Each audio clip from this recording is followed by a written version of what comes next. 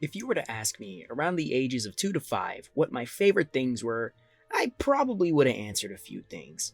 Star Wars, Ninja Turtles, my PS2, Yu-Gi-Oh! But one of my first true obsessions was Spider-Man. I had the comics, the movies, that one game on PS2 I played to death. No, not that one. Or that one. Yeah, that one. I had that one. I only had that one. But the one connecting thread was the movies. Of course, along with all the Star Wars movies, that first TMNT movie, and obviously Disney's Hercules. Actually, I still love all those movies for the most part. Huh. Anyways, I loved Spider-Man so much. For most of my life, I've wanted to be a film director, which is still true. But before that, my dream was to be Spider-Man. Of course, I was a toddler, that's what a toddler would say. To give a very personal anecdote to establish my love for the series, there were countless times where I would dress up as Spider-Man and go outside, such as to the store, to the park, wherever. I wore that Spider-Man costume everywhere I could, even if it wasn't Halloween. I didn't care. Spider-Man was my thing. So eventually, I felt like I had to talk about these movies. My introduction into the series, before I had read any comic book at all. To me, and likely many others, Tobey Maguire is their Spider-Man. But I can't just live the rest of my life without questioning my past. Do all these movies still hold up? Well, I rewatched all of them just to find out. Hopefully they do, but I'll be honest if they don't. Let's get into the Sam Raimi Spider-Man Trilogy and see if it's just nostalgia, or if they still actually hold up.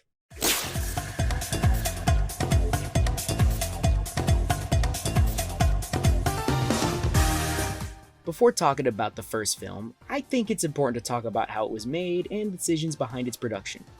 First, I gotta mention Sam Raimi, one of my favorite film directors ever. Not just in the West, but literally of all time. He has this fresh, unique style that captures so much motion and information into these little moments, but it's never been to the point of overstimulation. Interestingly, Sam Raimi has been honest from the beginning that comics were a major influence on his style.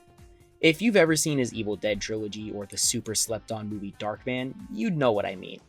He has this very comic booky style. It's stylistic, a bit goofy, but he never uses it as an excuse to shirk off having an emotional core. Tongue-in-cheek, but also very earnest. Of course, the most recognizable face of this film is Tobey Maguire. I mean, he literally plays Spider-Man in the movie, so it makes sense. But he was actually picked by Raimi himself. Apparently, watching Maguire's work on the film The Cider House Rules is what made Raimi want to work with Maguire. However, the studio wasn't really sold on it. After all, Maguire wasn't a household name in comparison to some of their other wanted actors like Freddie Prinze Jr. And yes, they actually wanted Freddie Prinze Jr. That would have been a very different movie. I like Freddie Prinze Jr. a lot. I think he's great, but he's just too cool for a high school-aged Peter Parker. It wasn't after a few screen tests where the studio finally bought into Raimi's ideal choice. The other most famous actor from this film is the incredible Willem Dafoe. Though, like Maguire, he wasn't the first choice. The studio was considering working with Nick Cage or John Malkovich. I don't think the world would have been ready for a Nick Cage Green Goblin.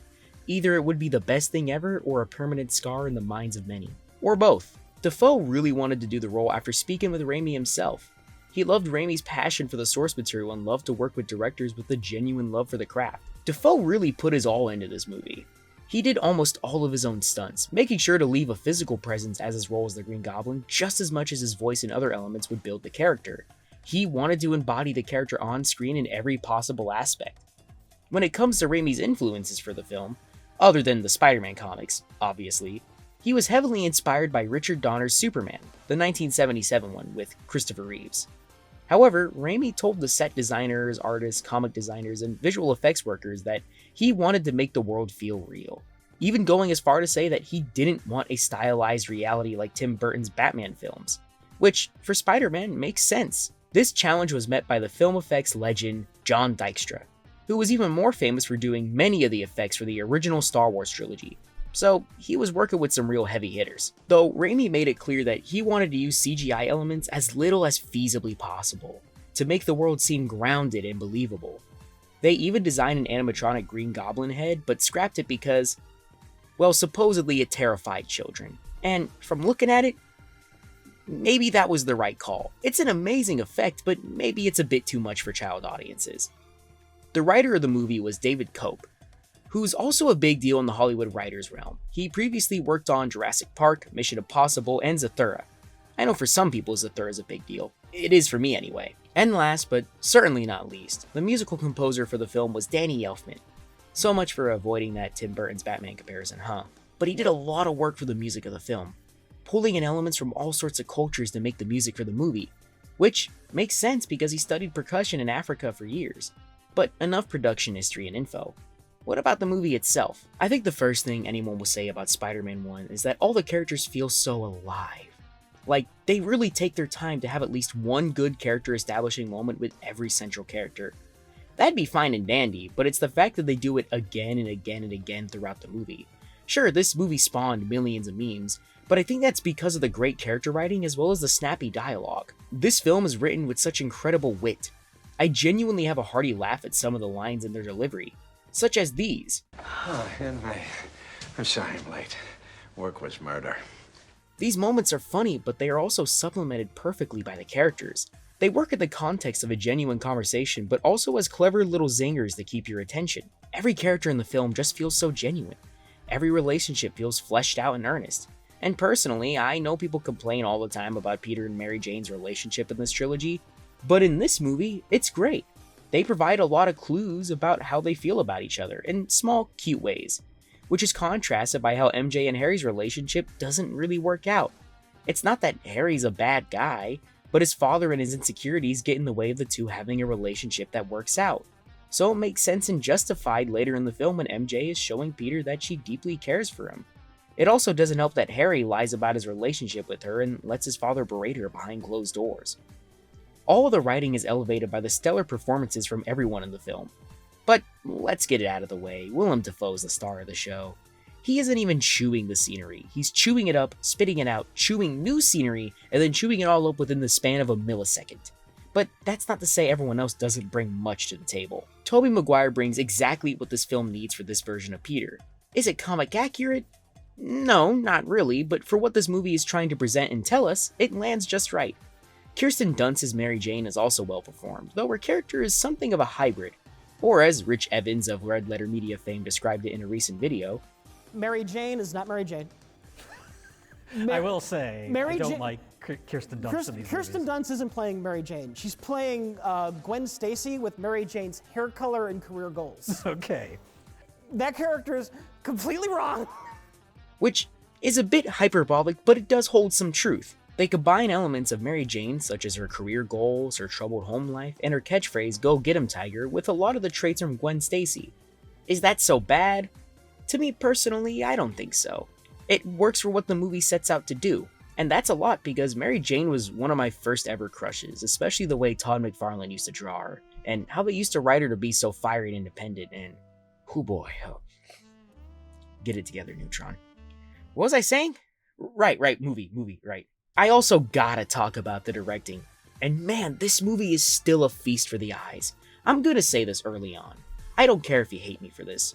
Spider-Man 1 is the film in this trilogy that is the most Sam Raimi. And by that I mean it has the most traits of Sam Raimi's signature style. Spider-Man 2 and 3 are both visually beautiful, but this film has all the Raimi hallmarks that I love. Crash zooms, montages, snappy camera turns. So much here that screams, this is a Sam Raimi movie. To me, as a fan of Raimi and his style, I appreciate it a ton. That even bleeds into how they do the set design, like Peter's bedroom and Aunt May's house having a spiderweb looking pattern on the wall, or how Norman Osborn's penthouse has a lot of green walls and furniture and a collection of masks. This movie has so many little details that you wouldn't notice, but apply greatly to the larger understanding of the world that we're watching. All of this comes together into one of the best final battles I've seen in any superhero film. So much strong character work is packed in, as well as so much brutal action. In all of the Spider-Man films, this fight feels the most grimy and nasty, and I'm here for it. When you hear Norman end this by saying, "Peter, don't tell Harry." it's painful. It's haunting. And the ending with the funeral? It all comes together into a practically perfect origin story. So yeah, this film still stands strong. But what about the big one? The one everyone here most likely wants me to talk about. Spider-Man 2.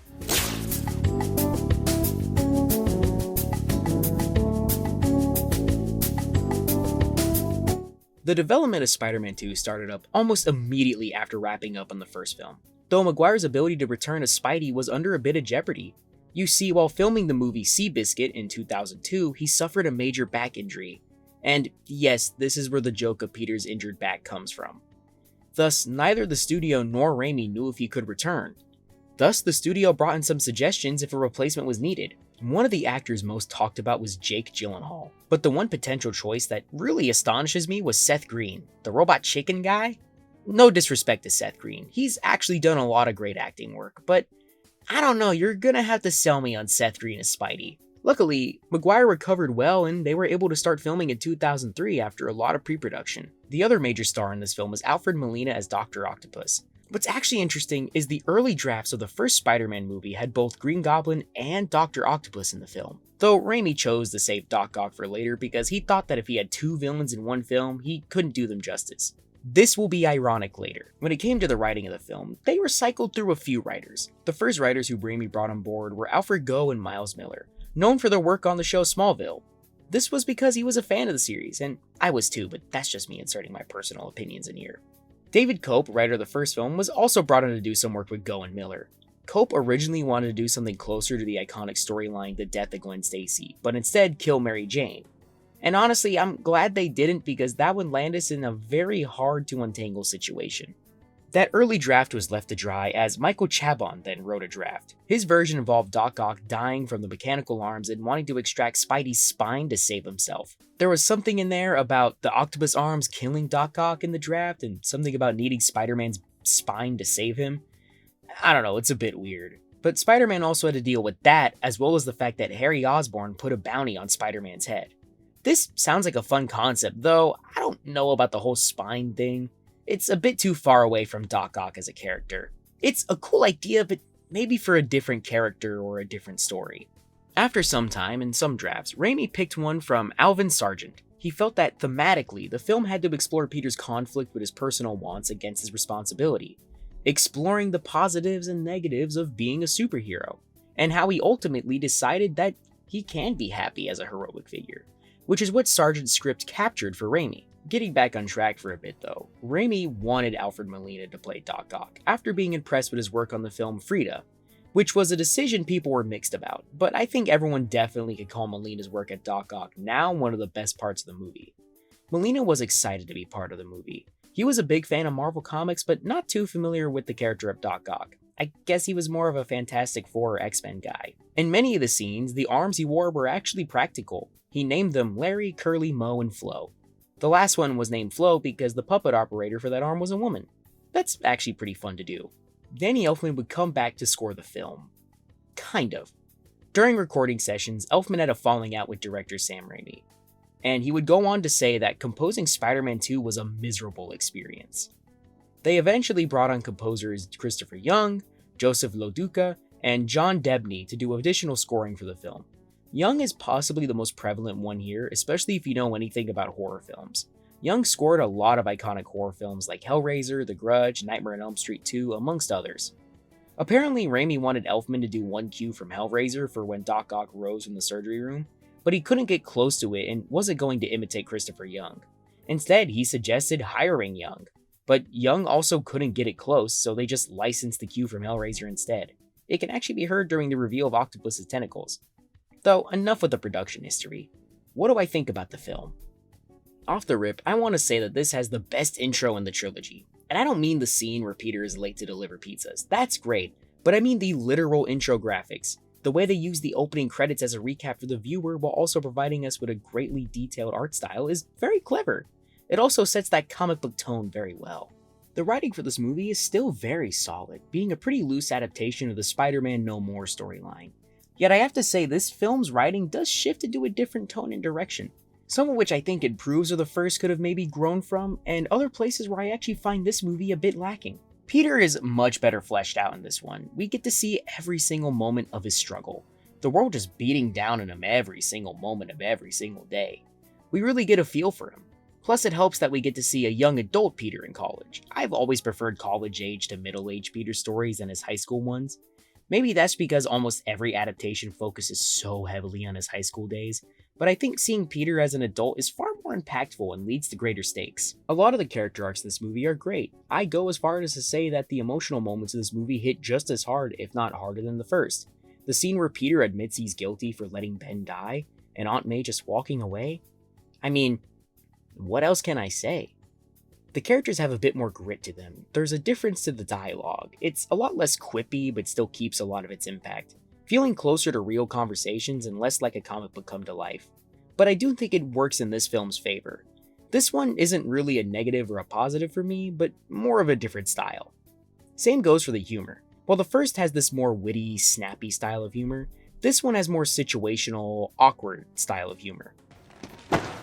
Pizza time. A lot of comedy movies in the mid to late 2000s kind of leaned into this style, and I don't mind. I will say I prefer the style of humor of the first, but only a little bit.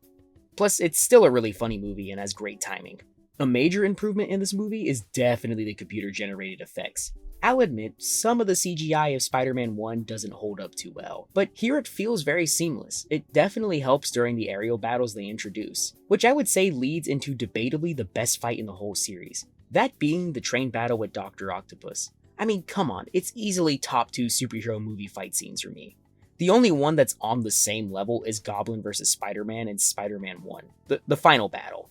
They're like neck and neck for me. This movie, I'd also say, pulls back on a lot of the Raimi-isms of the first one. Now, this is still a very Sam Raimi movie, don't get it twisted. I doubt any other director would have thought to shoot this scene with the glass reflecting Rosie's face before it kills her. And yeah, I know you're all thinking, what about the hospital scene where Doc Ock comes up and kills everyone like a horror film? Oh, that scene's great, but there's so many other scenes in this movie that has the Raimi touch. Plus, everyone talks about that scene, so I don't have much to add. Anyways, the other characters work super well. Harry becomes slowly corrupted by his grief and his sense of revenge. It is frustrating to see his friendship with Peter crash and burn, but it's the good kind of frustrating. This movie's version of Doc Ock is an interesting spin on the character. He doesn't come off to me as vindictive and petty as his comic counterpart, closer to a tragic universal monster, or even like Darkman from Sam Raimi's other movie. But he still has enough of the Dr. Octopus character within him that I don't mind. Enough of the character is very faithful, but like most of this trilogy, it's given a very different spin. Though I am gonna say, I do get why people get frustrated in a bad way with the MJ and Peter storyline in this movie. I get it, the idea is they truly love each other, but they can't commit. I could buy MJ wanting some affection for Peter in the first one since she's literally fresh out of high school for most of the movie, and her relationship with Harry was pretty much on the rocks throughout the whole thing. But in this movie, she's so frustrating. Just all over the place and honestly pretty disloyal. I get it that she doesn't know what she wants, and I'm a firm believer that characters should be allowed to be complicated like real people. But genuinely, she's just flippy-floppy all over this movie. And then she just gets turned into a damsel in distress, like, at least don't leave John Jameson at the altar. Holy shit, MJ, you have traumatized a man for purely selfish reasons. Commit to something. I do really like the movie, but man, I don't know if I like how MJ's written here, but overall, I'd still say the movie is great. The first two movies are kind of like peanut butter and jelly. Both are pretty good on their own, but together they make an even better flavor. Like two distinct things that make a complete package. Maybe you like peanut butter or jelly more, but you can't deny they complement each other well. Now, do I personally prefer the first one? Yes, which is surprising. I used to like Spider-Man 2 more when I was younger, but now that I'm older, I actually see a lot more fun and worth within watching the first one. I don't know, maybe it's also because I'm more used to Spider-Man 2, I did rewatch it more, but I do enjoy Spider-Man 1 more. Though, now we're reaching the end of this trilogy. And, well, we'll talk about it when we get there.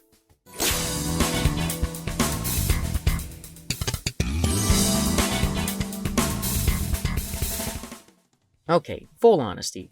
When I was a kid, this was my favorite of the trilogy. And that's mostly because, well, Venom was my favorite Spider-Man character other than Spider-Man. It didn't matter if he was a villain, an anti-hero, or whatever. A 6-year-old me loved Venom, so a 6-year-old me was so excited to see this movie. But I will admit, I was kinda confused why they made him look so skinny. Even the promotional art made him look bigger than he actually was in the movie. I always knew Venom to be this massive, muscular guy, but whatever, movies are usually different from their books. Even as a kid I knew that, so I shrugged. And yes, I also wore the symbiote Spider-Man costume a lot as a kid, though I was a lot older so I could only really wear it around the house. I couldn't wear that stuff to school, to be fair. But this was the one I'd rewatch the most, but it's also the fuzziest in my memory. Maybe it was just because the older I got, the more I'd go back and rewatch the first two, but who knows? Let's just get into the production history. Much like Spider-Man 2, Raimi got to work on the third film pretty much right after the second one was done. Sam Raimi worked with his brother Ivan on a treatment that dug into the idea that Peter wasn't this perfect, squeaky clean person. He wanted to explore that even Peter has his own dark side, but to also explore ideas of forgiveness, showing that one of Peter's biggest strengths, but also lessons he may need to learn, is to see the humanity in the criminals he faced. He wanted to also complete Harry Osborn's story of finally becoming the next Goblin. He wanted to focus the movie heavily on the theme of forgiveness, like I said earlier, which is what led to changes to Sandman in the film. Now, Raimi wanted multiple villains in the movie, but his original idea was to actually have the Vulture be in the movie, played by Ben Kingsley. However, Avi Arad, one of the truest Spider-Man villains other than Marvel editorial, basically convinced Raimi to instead use Venom. He argued it was a popular character that the fans would love to see done in live action. He also accused Raimi of only using his favorite villains, which I guess is fair, but it is his movie. It also didn't help that Raimi had an initial dislike of the character. He thought Venom lacked humanity, but he did later say that after looking into it, he learned to actually like the character. A lot of new faces joined the cast, but the biggest two were definitely Thomas Hayden Church as Sandman and Topher Grace as Venom. To develop the look for Sandman on screen, the crew made a full body sculpture of him and made many different props to place on it. Though who had the hardest task was definitely the computer effects team. They had to somehow create believable and smooth computer-generated masses of sand. They first started by taking photos of millions of individual grains of sand against different environments and backdrops, identifying differences between them. After months of that, they generated millions of individual grains of sand within a computer that would be then put into various physics engines and animation programs, until finally getting something that looked good on film. It was a technical breakthrough for particle animation. When it came for designing the look for Venom and the symbiote, they went through a similar process, first experimenting with real-life goos and liquids until settling on a look that created highly detailed goo animation, which was made by keyframing it all by hand. I don't know how many of you have animated before, but that must have been literal weeks for just a few goo shots.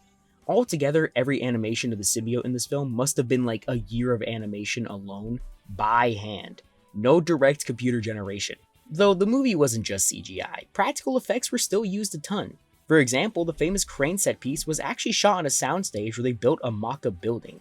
They then had engineers develop a floor with hydraulics for it to move up and down. Of course, this was also mixed with shots of miniatures and compositing, but it was very practical. But enough facts.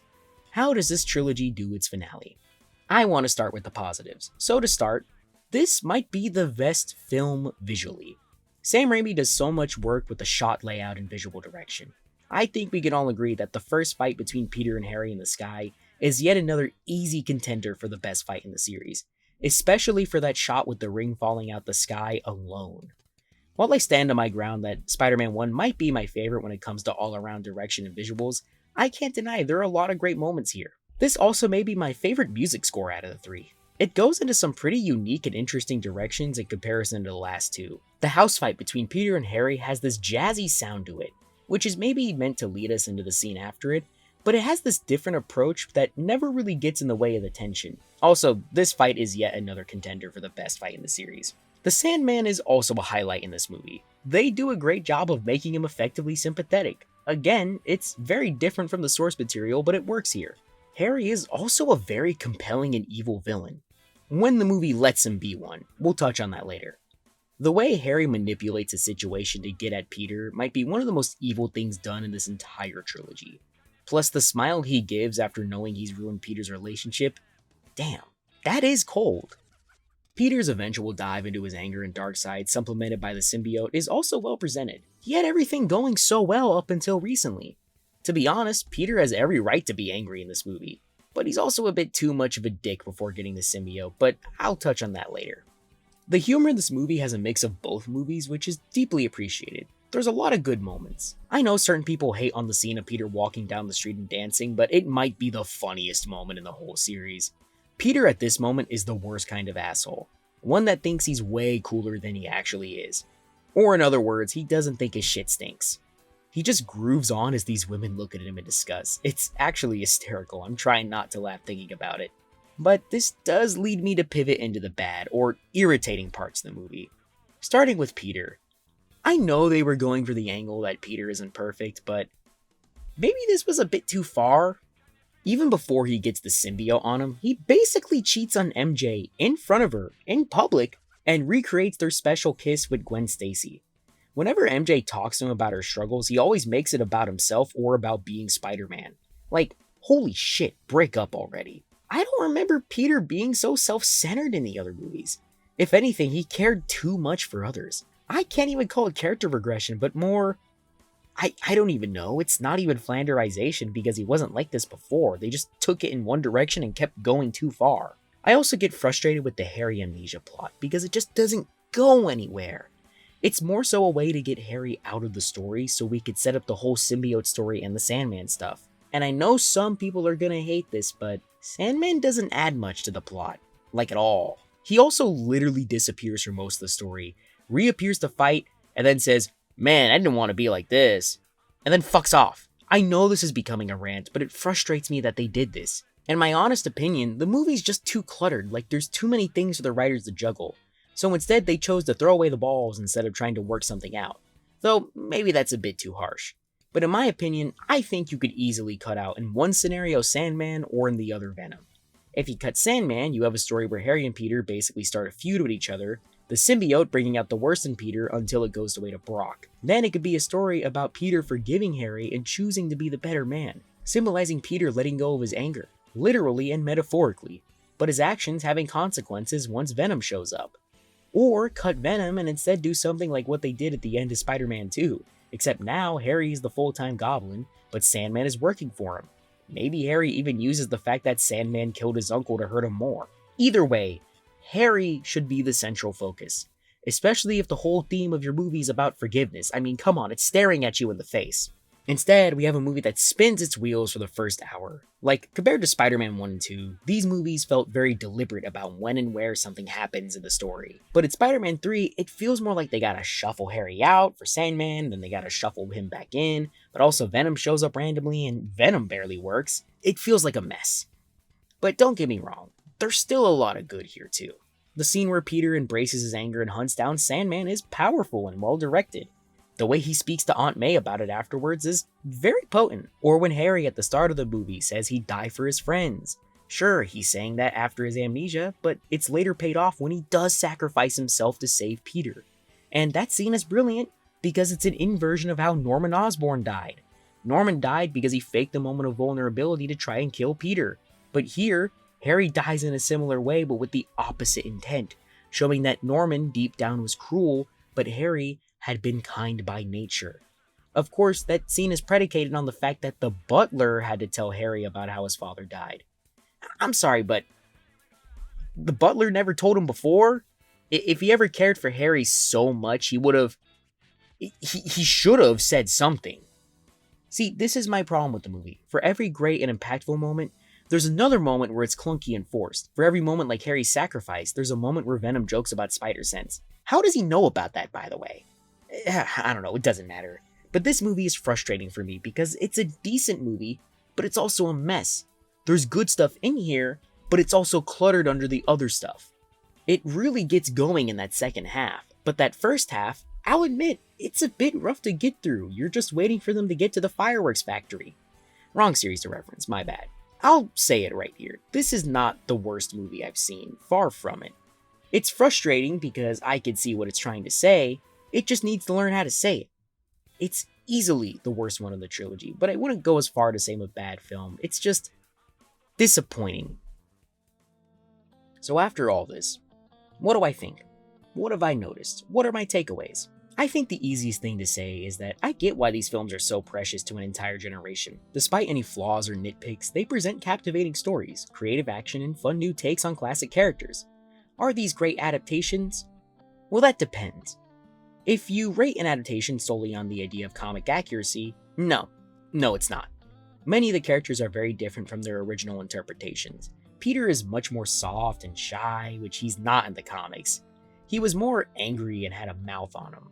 MJ was way more fun and easygoing, whereas Raimi's MJ is a weird Gwen Stacy Mary Jane hybrid. Gwen Jane? Mary Stacy? Whatever. But when it comes to presenting those core ideas of Spider-Man, the soul of the story, it nails it. In a way, it's part of a long tradition of storytelling in comics, making new iterations. In the same time period, we got Brian Michael Bendis' Ultimate Spider-Man and Eva J. Michael Straczynski's Run of Spider-Man. At this point, Spidey had been a character running since the 60s, so there was enough material to tell different stories and even make new ones. I doubt we'll ever get a truly accurate adaptation of Spider-Man, at least in a movie. In my opinion, the one that gets the closest to the comics is the Spectacular Spider-Man animated series, but that's a story for another day. If there's one thing that you can't say about these movies, is that they're unoriginal cash grabs. These are blockbusters, made by an auteur filmmaker, and it really feels like the 2000s were the last time we'd ever see anything like this. Don't get me wrong, I won't say nothing good ever came out of the MCU, but I think we can agree to some extent that it sort of homogenized how we made superhero movies for at least a decade. It feels like now we're starting to slowly get out of that.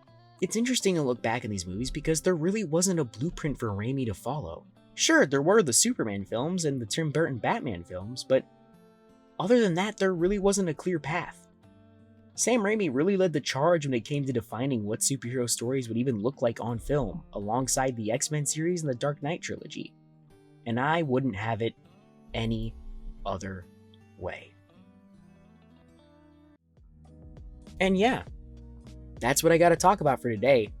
I just wanted to look back in these for personal reasons because, well, I grew up with these movies, like I said earlier. Honestly, I'm genuinely surprised that coming out of this, I like Spider-Man 1 the most out of the trilogy. For a long time, I was liking Spider-Man 2 the most, but I don't know, maybe that's a scenario of like the internet overflowing your brain with everyone saying the same thing, so you assume the same thing. Honestly, I am kinda sad I didn't like Spider-Man 3 as much as I used to as a kid, but it is what it is. There are good moments in that movie, and I won't ever say that I truly hate it, but it does kinda get under my skin, I'm not gonna lie. But yeah, more videos coming soon, comic videos especially, and with all that being said, I'll see you next time.